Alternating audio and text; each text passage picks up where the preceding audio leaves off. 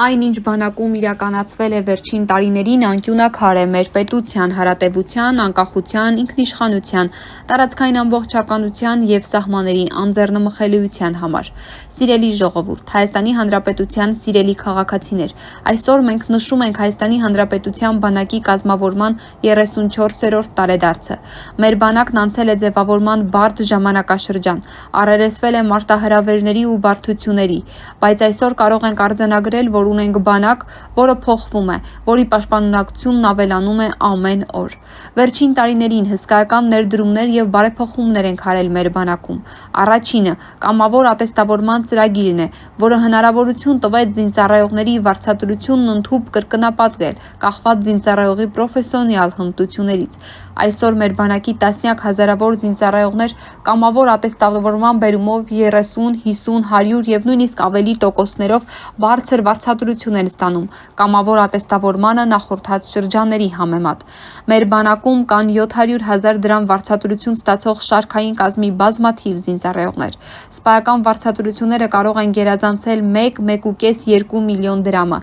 Սա կարևոր սոցիալական երաշխիք է զինծառայողների, նրանց ընտանիքի անդամների և հանրության համար, որը կարող է վստահություն ունենալ մեր զինծառայողների պրոֆեսիոնալ մակարդակի և այն շարունակաբար բարձրացնելու մոտիվացիոն համակարգի գոյության առումով։ Վերջին տարիներին հսկայական քանակությամբ ժամանակակից սպառազինություն և ռազմական տեխնիկա է ձեռք բերվել, այնպիսի որակի և պարամետրերի, որոնք մեր բանակը երբեք չի ունեցել։ Սրա համար ծախսվել են մեծ ֆինանսական միջոցներ, որովհետև ձեռք բերված տեխնիկան թանկարժեք է և քանակական։ Բայց նաև պետք է պատասխանել մի շարք կարևոր հարցի, իսկ ինչու այն նույնը չի արվել 2018, 2019, 2020, 2021, 2022 թվականներին։ Սպառազինություն և տեխնիկա վաճառքի պոտենցիալ ունեցող մեր գրեթե բոլոր միջազգային գործընկերները քաղաքավարի մերժում էին Հայաստանի Հանրապետությանը զենք վաճառել երկու հիմնական պատճառաբանությամբ։ Առաջին, վստահ չէին, որ այդ զենքը չէին տեղակայվի Հայաստանի Հանրապետության միջազգայնորեն ճանաչված տարածքից դուրս։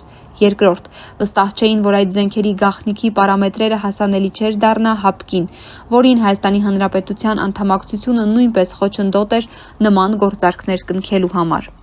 Իսկ ՀԱՊԿ գործընկերները 2022 թվականի սեպտեմբերի դրությամբ հրաժարվում էին կատարել Հայաստանի Հանրապետության անվտանգությունն ու տարածքային ամբողջականությունը երաշխավորելու մեր նկատմամբ ունեցած պայմանագրային պարտավորությունները։ Հրաժարվում էին նաև մատակարարել 100 միլիոնավոր դոլարի սպառազինություն և տեխնիկա, ինչի համար վճարումները Հայաստանի Հանրապետությունն արդեն կատարել էր։ Սա գոյաբանական սպառնալիք էր Հայաստանի Հանրապետության համար և ակնհայտ էր, որ մեր պետությունը վերացնելու, մեր ինքնիշխանությունը զրոյացնելու որոշում է կայացված։ Այս օրասական վտանգը հաղթահարելուց երկու վճռական իրադարձության արդյունքում 2022 թվականի հոկտեմբերի 6-ին Պրահայում քառակողմ ֆորմատով ձեռք բերված քաղաքական պայմանավորվածություն, ըստ որի Հայաստանի Հանրապետությունն ու Ադրբեջանի Հանրապետությունը միմյանց տարածքային ամբողջականությունն ու ինքնիշխանությունը ճանաչում են 1991 թվականի Ալմա-Աթայի հռչակագրի հիման վրա և ՀԱՊԿ-ում ՀՀ անդամակցությունը սառեցնելու։ Այս ռազմավարությունը մենք հետևողականորեն շարունակելու ենք, հստակ արձանագրել ու արձանագրում ենք, որ Հայաստանի Հանրապետության բանակն իր միջազգայնորեն ճանաչված 29743 քառակուսի կիլոմետր տարածքի պաշտպանությունից դուրս այլևս խնդիր չունի և չի ունենալու, բացառությամբ միջազգային պայմանագրերի հիման վրա խաղաղապահ առաքելություններին մասնակցությամբ։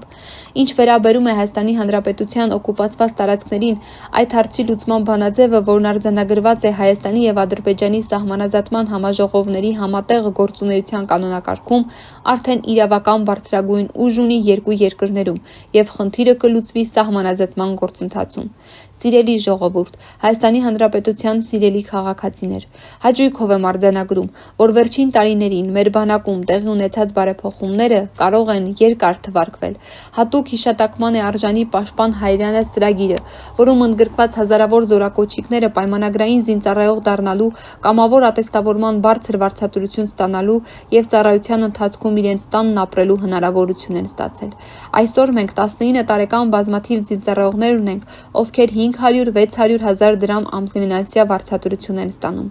Համոզված եմ, նրանցից շատերը հետագայում պայմանագրային զինծառայությունը շարունակելու,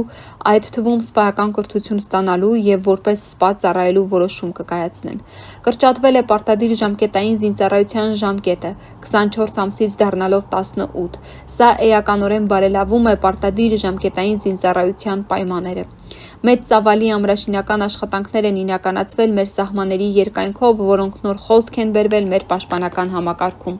Ուղերձի ժանրը հնարավորություն չի տալիս ավելի ծավալվել, բայց այն, ինչ բանակում իրականացվել է վերջին տարիներին, անկյունաքար է մեր պետության հարատևության, անկախության, ինքնիշխանության, տարածքային ամբողջականության եւ սահմանների անձեռնմխելիության համար։ Բայց նաեւ ուզում եմ ընդգծել, մենք պատերազմ չենք պատրաստվում, որովհետեւ պատերազմ չի լինելու։ Հայաստանի Հանրապետության եւ Ադրբեջանի Հանրապետության միջև խաղաղություն է հաստատված, եւ խաղաղությունից ավելի հուսալի անվտանգության երաշխիք չկա։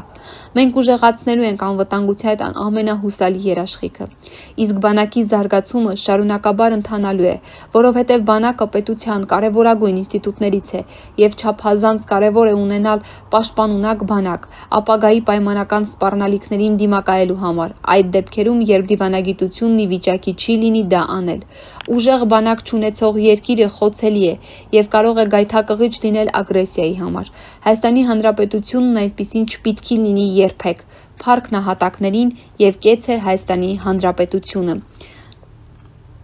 Վարչապետ Նիկոլ Փաշինյանի շնորհավորական ուղերձը Հայաստանի Հանրապետության զինված ուժերի կազմավորման 34-րդ տարեդարձի առթիվ։